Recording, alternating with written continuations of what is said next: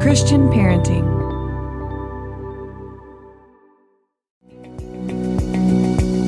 Did you know that we spend nearly a third of our lives in bed? That's a lot of time. So why not make every night's sleep the best it can be? Avocado Green Mattress is committed to providing mattresses that not only help you sleep better, but are also healthier for both you and the planet. Avocado mattresses are designed to provide exceptional comfort and support with options ranging from gentle firm to plush. I prefer a little plush, meeting diverse sleep needs and preferences. You can visit one of their retail stores or one of their premier retail partners to experience that comfort in person, or they even have a mattress quiz to see which mattress and comfort option is right for you.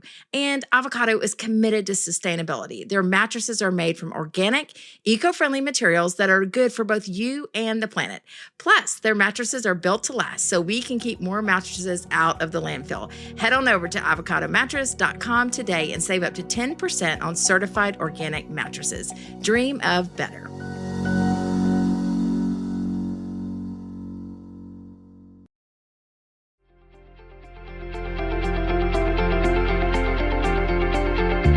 Hey friends, welcome to Pardon the Mess. I'm your host, Courtney DeFeo, and we have Jon Acuff back on Pardon the Mess today. I just have loved him for so many years. He's witty, he's relatable. I actually talk about the time I stalked him in the airport and went up and was like, hi, I've followed you for so many years. But he's a dad. He's got 2 girls. He is a brilliant entrepreneur and has written 10 books, but he's just so relatable. I can't say that enough. And so when I was thinking about this topic, it all started with a moment with my small group girls. I've got 12th grade girls that I've been their small group leaders since they were freshmen, and they were talking about overthinking and asking everyone to pray for them, just different girls, about the negative thoughts spiraling through their head. And I didn't have a whole lot of great things to say about it because I'm like, I do the same thing. And I talk about in this episode how I am better at it. I don't overthink as much as I did 10 years ago or 20 years ago. And as Jon says, we need to make our pity parties shorter. It's such a hilarious but truthful statement that he shares with us. But in this episode, he gets specific about how we can just do something more productive with that same time. Like, are we going to be creative? Are we going to be productive? Or are we just going to take ourselves down with negative thoughts? And so I hope this is one that you can listen to for yourself, because as he mentions, this is like a human thing. Most of us overthink at some level. And then we can share this with the kids that we love that are struggling with it as well. And so enjoy Jon Acuff today.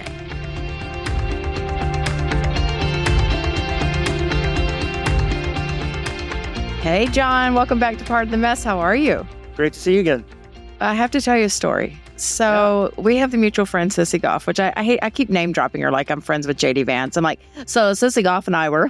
You guys are playing pickleball the other day. I was right. Me and Bob Goff, who's not even related to Sissy Goff, but I don't feel like we should have gotten a vote on that, by the way. We have 2 famous Goffs right now. I know. 3 if you count Jared Goff. Yeah. He said when I asked him about her, he was like, I could be her grandfather. I'm like, close enough. Yeah. But okay, so she came into Dallas to speak, and she's like, let's get some Mexican. I'm like, of course. And she was in downtown Dallas, but I live in the burbs. So I'm like, all right, she's like, just find us something good Mexican. So I made the mistake of emailing or texting a millennial, and they're like, Mexican sugar is so good. I'm like, great. So put it in the map. We meet there. I'm telling you, like, these were leather pants, skirt wearing, tall boot Dallas people with like thumping music, bachelorette parties. And you know this world because of Nashville. But I'm like, what have I done? I roll into my mom jeans, like sweatshirt, and Sissy's rolling out with like her bag. And she walks up and I'm like, I'm so sorry. We're like in a scene. Like there was a parking garage. I just felt we were dying. We're like, you took her to a nightclub, and there's 1,000 Mexican restaurants in Dallas. Exactly. Like I took her to a night. Yeah. And it was like, oh, we're so booked up because it's amazing that we were on the porch and it was like freezing, but she's amazing anyway. And within 3 seconds, I was crying. She was like, how are you? And I'm like, why does she like immediately therapist? I'm like, I'm okay. I didn't get the book contract I wanted, but anyway, she's amazing. So how's that nightclub scene in Nashville these days? Great. I love Nashville, and we're in Franklin. So Franklin feels a little disconnected from Nashville, but it's a city that's growing. I mean, Dallas is too. I go to Dallas. I think I'm going to Dallas twice in the next 2 weeks. Like I'm always in Dallas. I do. So you understand growth of a city and opportunities. But yeah, for me, it's such a good community here. Like there's so many artists and interesting people and entrepreneurs. And so you don't feel weird doing a weird job if you live in Nashville. I feel like I've been going down a weird road of politics these days, but I'm listening to like Joe Rogan and all these people. I swear, Sean Ryan, they're all like, we live in Nashville. I'm like, everybody I know. Yeah, Sean Ryan's here. Yeah. It's crazy. He's right down the road. Yeah. And I think it seems like you go to Austin or you go to Nashville. Like those are the two. Yeah. If you want to create content or be an entrepreneur on this side of the country. I love it. Yeah. I love it. Okay, I have one random question before we get into overthinking, but why do you think, and maybe this is just me heading into a little bit of fear, why do you think we did not care to go to college and like did not look back, and kids these days are like straight up crying, coming home, struggling with the adjustment? What's your theory? I have a theory, but like I did not look back. I'm like, goodbye. I can't wait. Yeah. You mean you like kicked, like you were like, see you later? High school. See you later. Yeah, I'm not sad about this at all. Like I am like, but there's a lot of people like teary, like college kids. I'm seeing it. My friends are warning me, like maybe it's a girl thing, but it takes them till Christmas to kind of settle in, or like, what's your theory on this? I mean, I think you could say like it's the loneliness epidemic just at college, I think there's a ton of teen loneliness. I think there's the problem is kind of twofold. One, there's a lot of loneliness, and two, there's a lot of fake social community on social media. Yes. So you, not only do you feel lonely, you feel like you're the only one who feels lonely because everyone else is like, oh my gosh, here's a photo dump of 17 sorority parties I went to. And if you didn't get to go to one, you go, wow, now I'm watching. That's fair. So I think it's that. And then I think it's part of like you and I could disconnect from our old hometowns because we weren't watching ads about them via our friends' accounts. So like when you went to college, you didn't go, I'm gonna like, imagine if like some girl that you were loose friends with, casual friends with, sent you photos every week in the mail. Like, hey, just wanted you to know, here's what I'm doing. You'd be like, what? I care about you. But now you have access to so many people's feeds that I think it's harder to leave your town behind because you're constantly reminded of those people. I think like that. One of my theories, and those are all valid points, one of my theories is if we've made their lives too good. It's like, nobody was getting me DoorDash or like picking me up. Or no. I'm like a personal assistant to my kids. I'm like, oh, wait, you need a shirt? I'll have it done by 12:10. And so they're going and they're like, crap, where's my 24-hour We don't DoorDash admin? in our family. Our family doesn't DoorDash. Like one of our soundtracks is, which we'll talk about overthinking, is if your legs and car aren't broken, go get food somewhere. Like don't tip $9 at Taco Bell. Like, no, I've never DoorDashed. I tell like young people, I'm not rich enough to DoorDash. That's amazing that you are. Like, I'm not wealthy enough to do that. And I know like of the two of us, which one has had a longer time frame to earn money. Like you don't have the money. No, we don't DoorDash. I think that's one of the dumbest ways to waste money. We have DoorDash and Ron is just putting the hammer down. He's like, you guys, we're not wealthy. We're just lazy, like literally lazy. And he's like, get up and go drive the 2 miles to get the, I'm glad it does. Like, I don't even have it on my phone and I'm glad I don't. There's certain things that I don't do because I know I'd overdo them. I don't own an Xbox on purpose. I would love an Xbox. I wouldn't be on this. I wouldn't be on this podcast. I'd be like probably doing a quest. And so I don't have an Xbox. And I told a friend that was a boundary for me, I guess. And he was like, and I said, but if somebody's into that and that's their form of like hobby or relaxing, and they do it 20 minutes a day, 30 minutes a day, no problem. He goes, dude, have you ever met somebody who sets a timer for 20 minutes and only plays 20 minutes of video? Like, what world? Like, of course, it's a compulsive activity. It's designed to be compulsive. So for me, DoorDash is one of those things where it's like, I can't even open the door. Like, I just can't. You're right. Dang it. All right. Deleting the app. Okay. So read this today and I was like, John, this is ridiculous. You've written 10 books in 14 years. That's insane. Yeah. It's like you're a writer. Look at that. And so even soundtrack, the topic we're going to talk about today, 200,000 copies. That's a lot of people, indicates to me, that was a fun one. It indicates to me I'm not alone in my overthinking. So my first question is this a human thing? This overthinking personality, girl thing, mom thing, or is it just all skate? Everyone overthinks. What is it? I think it's all skate. I mean, the PhD professor that I work with, this guy, Mike Peasley, he's a researcher. we asked 10,000 people if they overthink, and 99.5% of people said yes. So at least those 10,000, and we did a huge sample size because political articles are always like 50% of Republicans think this or 50% of Democrats. But if you read the article, the bottom says we asked 11 people. So we asked 10,000 people, and it was like, so yeah, I think it's a human thing. I don't think it's any gender. I don't think it's, now you could say there's certain personalities that are more prone to it. Like I think if you have a high stress personality, maybe you do it more often. Yeah, same. That's why I'd say it's because I'm so thoughtful. I care so much, which is just BS. It's like, I really do care, but I care way too much what people think or what they might, all that. But the other reason it came up is I have a small group of girls at church. I've had them since they were freshmen. They're all seniors. And this one girl, emailed me every day or texted me every day last week. I'm overthinking. I can't get out of it. It was about a relationship. And then it came up at group last week. And they're all like, this is what I spend my day doing. I'm like in a loop. And I was like, I've got a book for you. So I sent them all your link to your book that you wrote with your daughters, your new playlist. But awesome. Tell me the dangers. Like, why is this just like, oh, that's part of life? Like, what's the harm in overthinking? Well, the big danger is it steals your time, your creativity, and your productivity. Like that costs time. Overthinking is swallowing time. And what is life made of? Time. So if you, it makes you miss opportunities. It slows decisions. It makes you tell stories that aren't true. It hurts relationships. Like if you text somebody, let's take the girls in your small group, and that girl sends the boy a text and he doesn't respond for an hour or maybe 2 hours, maybe all day because he's a boy and he's not great at communication because he's 17 and his brain's not done yet. But she spends her real time thinking about that, telling a story, going, he's mad at me. What did I say wrong? Or is he talking to somebody else? Those are real hours she could have done something really beautiful with or really impactful with. Yeah. And then she's more prone to be in an argument with him because she's already had the argument. She's already, by the time he does respond, there's no way it goes well because she's already had the argument. And made up elaborate stories. I could get an Academy Award for the things that I concoct in my mind. And then you get there and the person's like, oh, I'm sorry, I left my phone at home. And you're like, I was busy. Yeah. I went so far that our friendship is over and you left your phone at home. What the? Yeah, and you go, who leaves their phone at home? I never leave my phone at home. I do. My wife is that way. She doesn't care about her phone. And so many times I've called her from our house to wherever she is, and the phone rings next to me. And I'm like, oh, there's her phone. There's her. And I'm one of those people who's like, on my phone, it's like I don't have my left leg. I wouldn't walk out of the house without a leg. But that's why it's dangerous. It costs you time. It costs you opportunity.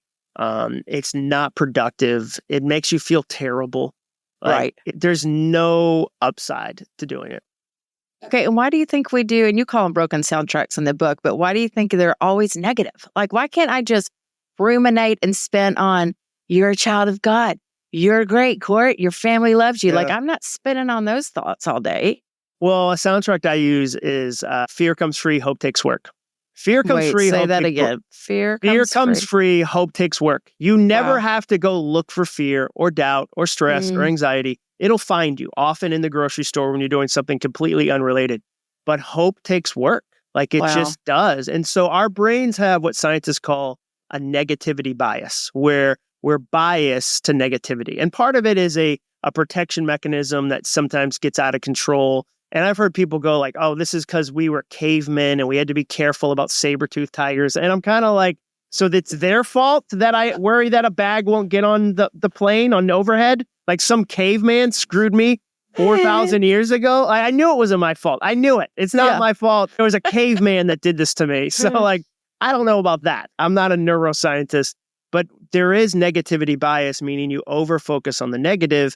And so you have to work on the positive. It's kind of...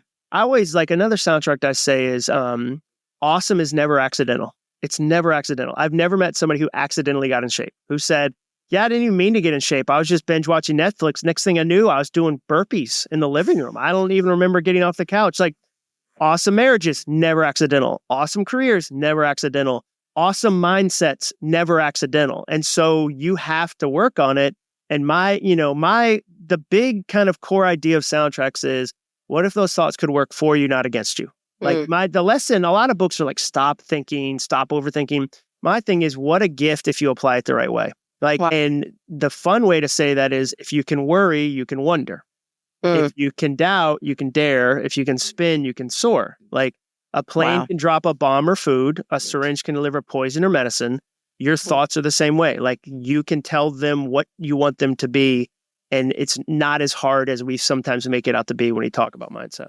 All right, tell me what that looks like for you, because we're both faith-based people and I love Jesus. And this girl was saying, like, I've prayed for this all the time. But she's hoping, and God could do it, but she's hoping because she's like, Lord, this is a problem, that he will just click it in her mind. And so why does it take us taking action and praying like, Lord, I don't want to be thinking about this all day? So how do you merge, I guess, practical, you have a mind and a will, with also being faith, thinking about God in the equation? Yeah, I mean, to that specific thought, I always go, why would he close the door I enter the most? Like, why would a God who desires relationship with me take away the only thing I'm coming to him for? Like, if I'm praying 50 times a day, take this thing away, why would he go, I'll take it away and then I won't see you for a year? That sounds great. No, he's like, I'm going to work on this with you. I'm going to walk through this valley with you, but I'm not going to magically fix this thing because right now, like, no offense, it's like 99% of our relationship. Like, why would he end that? Like, so I think about it that way, but the overthinking, I mean, the Bible begs us to be deliberate about our thoughts. Like, renew your mind, take every thought captive, think on what's noble and true and beautiful. So I just think we haven't made it a practice. And so for me, that can look like, memorizing scripture. It can look like the way I pray. It can look like, at the beginning of the day, God, I'd love to see your hand today. Like, give me eyes to see your hand today. And then noticing the moments where that happens. And now I'm present to that. So it looks like a lot of different things, but I feel like it's 100% in line with how he made us. And he's deliberate about saying, like, no, I need you to renew your mind and like, or cast all your anxiety on him because he cares for you. Like, that's a process. It's not one time. It's not, and so that's how I think about it is I do it in ways like that where, and then also paying attention to like what I learned from other people, like, and going, oh, God brought that person. So that's kind of how I think about it. What would you say are verses you do that with? Like, what are your Courtney's cornerstone verses? A cornerstone verse. I don't know why this immediately popped in my head, but I remember when I grew up skiing and my dad would just pummel me on the slopes, like, better form, squash the grape with your big toe. And we would just be skiing over and over again, like we were professionals. I'm like, why are we still on this mountain? And I would always say, I could do all things through Christ who strengthens me. Like over and over and over again. Cause I'm like, if I can just nail this, I can get off this flipping mountain because I'm freezing. But what happened to me the other day is I started, and that's just what I heard from the girls the other night. They were like, well, that's just me. I'm an overthinker. Everyone knows it. I'm like, but like, if you have a tendency to overthink, how long are you staying in this loop? And so but see, the problem. Okay, go ahead. Well, come back to that. What I found the other day, I got a rejection on a book thing. It kicked open a door to some insecurity. I started spiraling quickly, and I'm like, I know what to do. Spiraling, but I called my friend Jeannie Cunyon, and I was like, all right, this kind of opened the door. I know what is true, but I need you to kind of boss me back in it. And she was like, so it wasn't even 30 minutes where 10 years ago, my first book, it would have been weeks that I would just been ruminating. What do I do with my life? Yeah. I'm not a writer. I'm a fraud, And so that's what I told them the other day. It's like, y'all got to stop it sooner. Like, just like you said, it cannot steal weeks of your time. Maybe it steals a morning, but it's not going to take weeks of your time to get involved. So any of that, what did I interrupt you for? Well, I was just going to say, like, I'm fine throwing pity parties, just throw shorter pity parties. Like, you should process it. You should say this thing hurt, but like, just throw shorter ones because it's not honest. If something bad happens, it's not helpful or honest to go, I didn't even care. I didn't care about that book, whatever. Like that's not honest either. And God's not going to honor that. And so like, I'm fine doing it, just like be deliberate about it. And you were deliberate about it. And then with the girls saying I'm an overthinker, I think you just have to listen to your labels. What are the labels you give yourself? Like, I meet people in their 40s that'll go, well, I'm just not good at math. I'm not good at numbers. And I say, forever? Like, forever? Like, you might live 40 more years. You have to do taxes. Like, what do you mean but we have these labels that we start to believe when you're teenagers, and then we just reinforce them. Like, we listen to soundtracks that are broken for 30 or 40 years, and then we're surprised that they come up so fast. Well, of course we do. We've memorized those songs. We've memorized the song, I'm an overthinker, I'll always be this way, or I'm bad at math, and then I love that you said boss. The way I think about it is, like, I have an idea, I'm working on a new book, and one of the ideas, who knows if it'll make it in, is can we bring back a little bit of bullying? Like, just a little, not all of it, but a little. Because, like, occasionally my wife I'll say, I would call it bullying, where I'll go, if I'm in a moment where I'm stressed out and I'm kind of like, hey, I'm thinking about going to Crazy Town, will you buy a ticket to ride on this train? And she's like, nope. And she'll say, you'll be fine. You'll be fine. And you know what?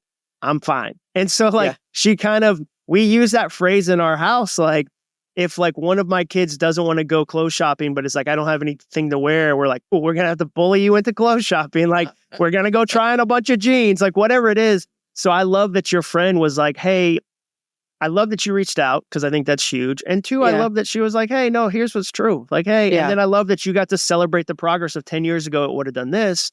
Yeah. And now it did this. Like, and I hope 10 years from now, it's even shorter. Like, I hope 10 years from now, it's even shorter. But what great progress for you.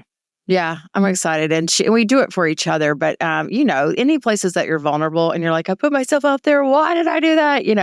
And I think that's what I'm noticing from the girls. A lot of them the other night said it typically has to do with relationships, because they're like reading way into what a 17-year-old boy says and all that. And so it's just balance of like saying you're normal, but it doesn't have to take over your life, for sure, which is hard at 18 years old for them to take it. They have nothing else. Like, that's the thing. There was a study that said that your brain interprets even just fake social trauma. So like trauma inside a lab where they go, imagine you didn't get invited to the party. Imagine there's nowhere for you to sit at the cafeteria table. Just saying that triggers the same release of hormones as getting hit in the face with a brick. Same hormones as getting hit in the face with a physical brick. And you go, so I always tell parents, don't say to kids, it's not a big deal. Like, that's not helpful. Like, like the one that I used to say that was not helpful advice would be like, I don't even talk to anybody from high school anymore. Like, who cares? Like, that's not helpful. They don't go, thanks, Dad. That's good feedback. Because their whole world, their brain is telling them, like, you just got hit in the face with a brick. Okay, that's so good. And so that helps me kind of go, oh yeah, that's what they're dealing with right now. How do I provide some truth in this, but not like try to fix it by saying, I don't know anybody 30 years later from high school. That doesn't help anybody. So good. Hi, I'm Patricia Heaton, and I'm thrilled to tell you about a film that will touch your heart and inspire your faith, The Unbreakable Boy.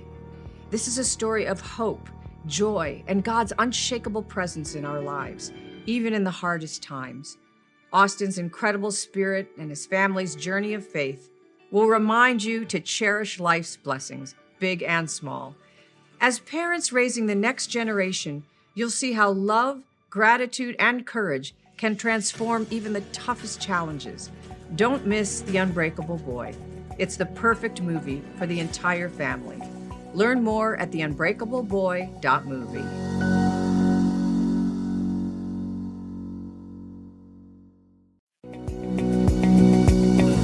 Hey moms, what are you feeling today? Are you tired, afraid, limited maybe, or angry, a little overwhelmed? I know I definitely feel overwhelmed this week, but for every difficult moment you face, there's biblical encouragement waiting for you. Authors Emily A. Jensen and Laura Wiffler, they are the host of the Risen Motherhood podcast.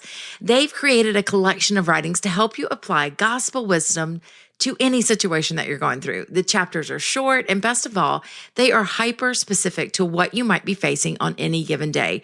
From where you can't seem to get it right, we've all been there, right? To when you're worn out from carrying your infant child and everything in between. Emily and Laura's new book, A Million Tiny Moments, is out now. You can find it wherever books are sold or go to risenmotherhood.com. That's risenmotherhood.com. Check out A Million Tiny Moments now.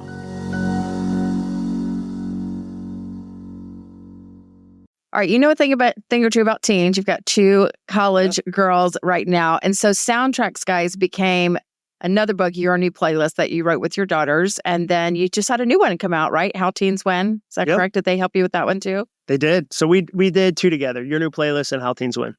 Okay, what did you learn? I know you have like a lab right in front of you with your girls, but what did you learn about teens through writing the last one?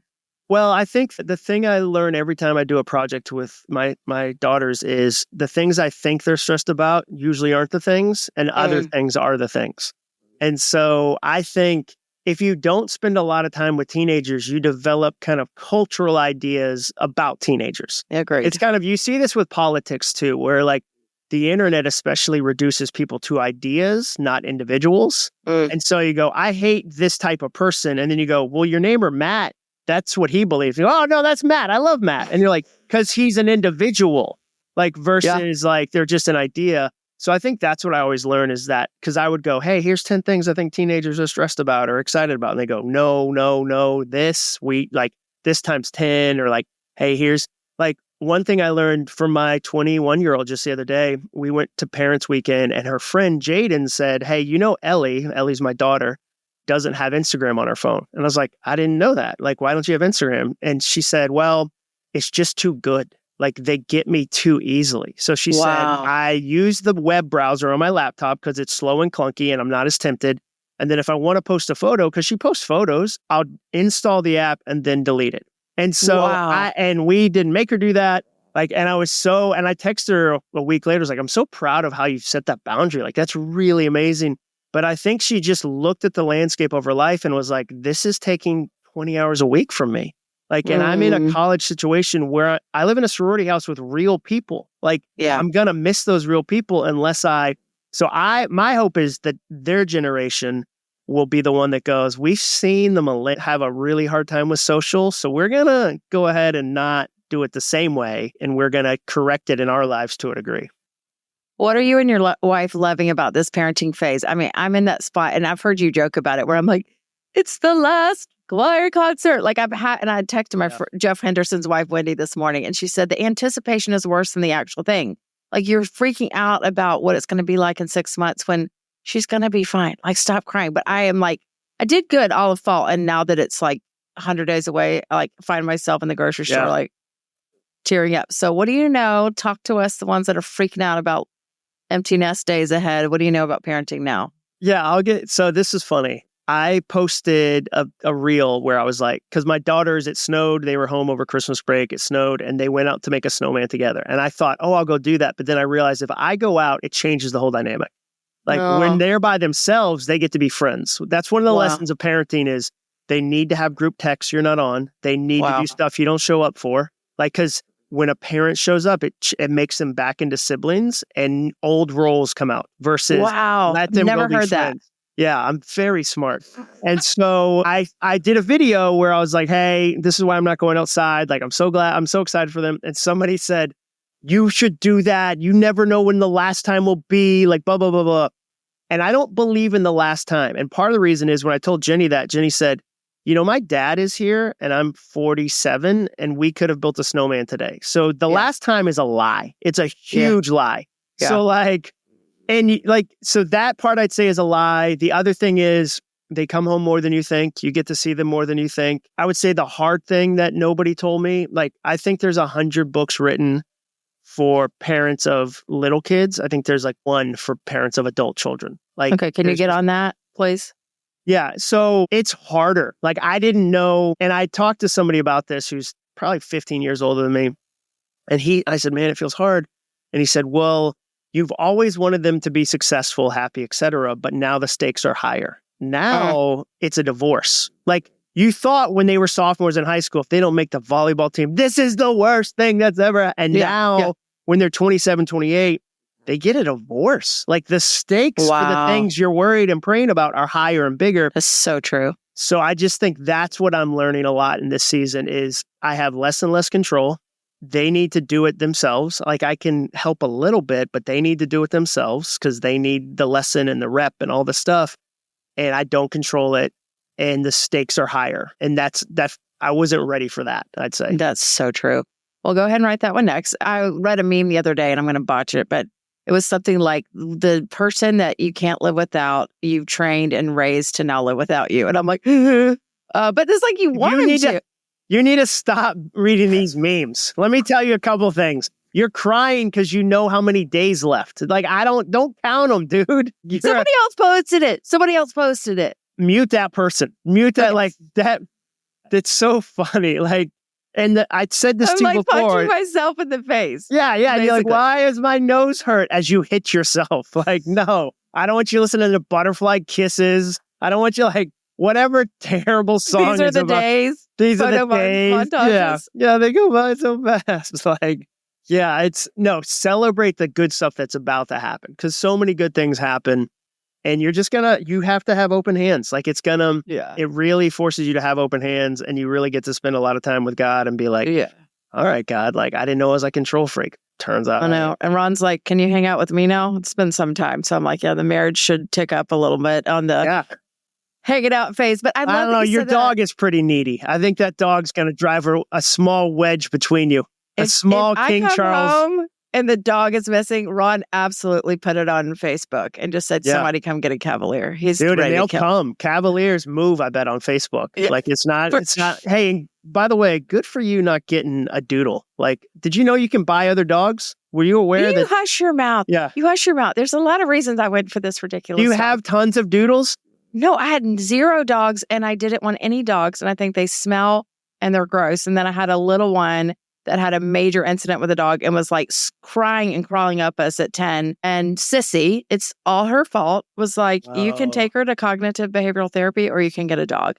So then I searched calm, lap dog, not jumpy, not doodly. And it was like Cavalier and it was $1 million. And I'm like, Ron, I just ordered this dog. Give me your next bonus. Thank you very much. And so she's been awesome. But That's great. When I was a kid, I was scared of a Ferrari. Like a Ferrari was really loud, so I'm gonna just get a Ferrari. Yeah, I'll tell Sissy you've applied tell that. Sissy that I've applied. Like a Ferrari ran over like a balloon in the street, and from that moment on, I've been terrified of Ferraris. So now it's pulling in the driveway. That's so funny. Amazing. Where does this dog sleep? Hold on. Where does this dog sleep? I want to talk to you about this. Between, like, all over me, between us, on the leg. On the bed? Yes. Okay. Yes. Okay. Yeah. I know. It's a problem. I already had to confess. I feel like Ron should be on this podcast. Me and Ron need to have a conversation. Look, I don't even know Ron. I don't even know him. He needs a support group for the dog, for sure. But all right, tell me about your event. I actually was in the Nashville airport the other day, and I was like, that's the seat where I completely stalked Jon Acuff and just went up and tapped his shoulder. I'm like, I'm that girl. It's like, followed you for years. Hey. I'm very approachable, though. Like, whenever somebody's like, oh, hey, I don't. You're not like this. Like, people are like, headphone out. No, I think it's fun. Like, I always tell my wife, I have the best level of like, fame's even too big of a word, best level of notoriety, because people come up and give me compliments in public places. Yes. And then they come up and go, hey, you're great at your job. I just wanted you to know. I go, oh, thank you. And then they walk away. And like, that never happens if you're an accountant. Like, nobody comes up and goes, hey, I love how you do taxes. I just wanted you to know. Like, state and federal, so good. And then they leave. So no. So the event, you asked about the event. Okay, yes. Tell me what's coming up. Yes, so we're doing an event called Remarkable You. It's April 14th and 15th in Franklin, where I live. And I think there's going to be about 500 people. And it's 2 days. It's just me. And I'm teaching people, how do you build a remarkable life? Because I'm a big believer that there are some very deliberate things you do to create a remarkable life. And I've been writing and researching around that topic for the last 10 to 12 years. And it was finally time to do a live event. I love it. What I imagine is that your audience is going to be pretty varied, because I feel like the people that read your stuff is anything from like a corporate CEO to me. And you know what I mean? So do you feel like when you look out, you're going to have such a medley of people? Yeah, that's what's been fun. It's funny you mentioned a CEO. There's a CEO of one of the largest law firms in the country that was like, hey, I bought a VIP ticket, can't wait. And then the other thing that's happening is people are bringing families. So like my friend Jenny Urich, you would love her. You should have her on this podcast. Okay. She does this thing called 1,000 Hours Outside, which is just fantastic. And she's coming with her husband and their 2 teenagers. And then like couples are coming because they're like, we want to dream together as a couple.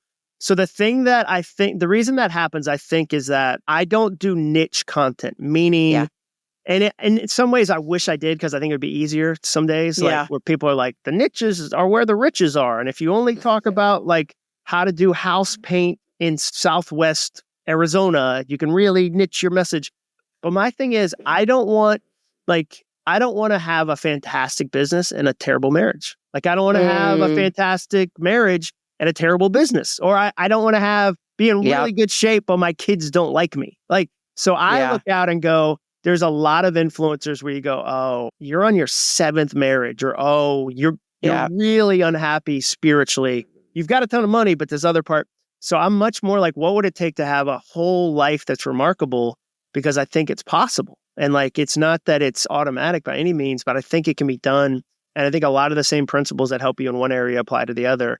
And so that's why the audience is varied. And part of the reason, I think, is because I approach it from a whole life perspective. I love it. Not a niche. I love it. Let me ask you, because I have a couple of people already in mind. I'm like, I'm sending it to it. So what do you think? Talk to me about, you envision them coming in feeling this, and then they leave with what? Like, what is your goal as they leave? Here's my thing.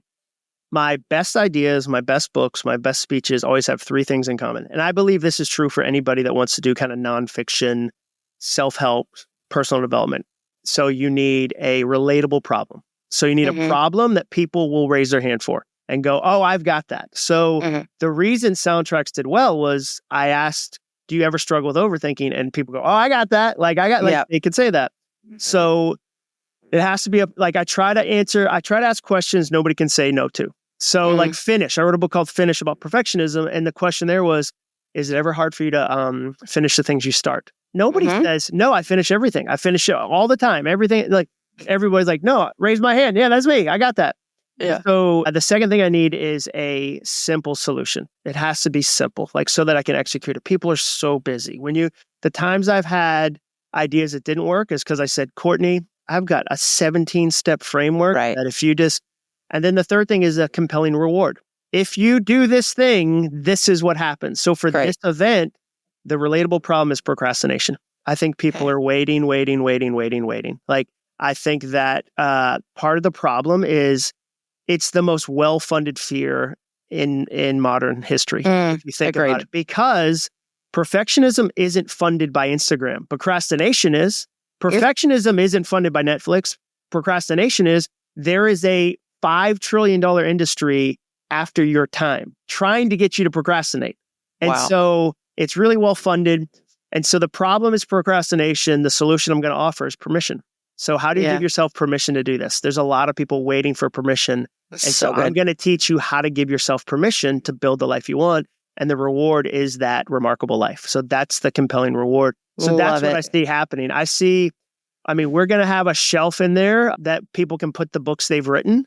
Like, because people mail me the books they've written after they read my content. And so like our team is obsessed with your results. Like, we're going to outcare our competition. That's one of the things we say. Like, we're going to outcare the competition because it hasn't worked. Like, I'll know the event is a success when 3 months later you send me a photo of your decluttered attic.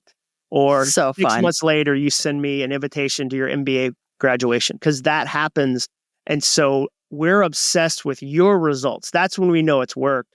And I'm going to get to, talk to 500 people and be super, super encouraging. Yeah, it'll probably be 6 or 7 hours of content. So it'll be really tactical, really practical, but really fun. And the way I might just show up. I might just grab my brother and show up. So if there's tickets, does he live ready. Here? He's in Atlanta. He's in Atlanta, but he's a coach and used to be a pastor, and we are wired very similarly. He's great. And so which part of Atlanta is he in? He is in Southside, so Tyrone. Okay, gotcha. Yeah, he's great. We almost went to Bob Goff's thing and the date didn't work out. But for years, we've been saying he's 9 years younger than me.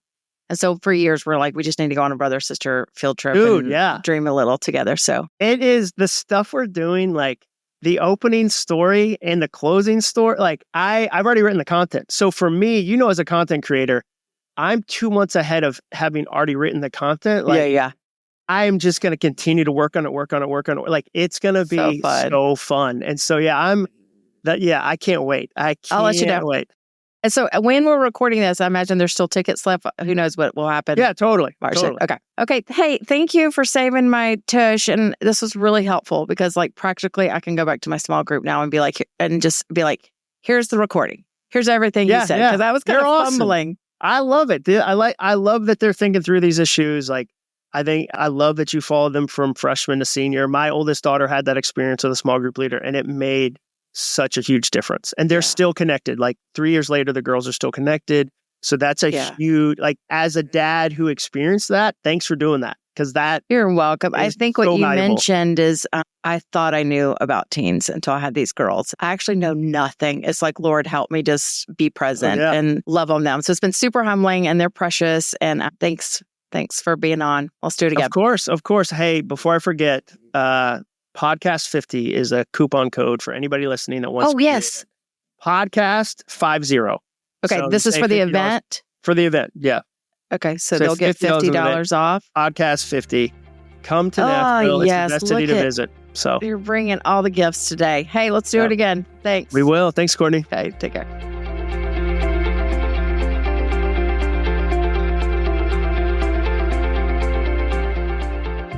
I hope you enjoyed this episode of Pardon the Mess. As always, we've got more encouragement and resources over at christianparenting.org. And you can also stay connected with us on social media at Pardon the Mess. And if you like this episode, I'd love for you to do two things. Press follow on whatever podcast platform you love, and also be sure to leave a rating so other parents can find us. Remember, you're never alone in this beautiful mess of parenting.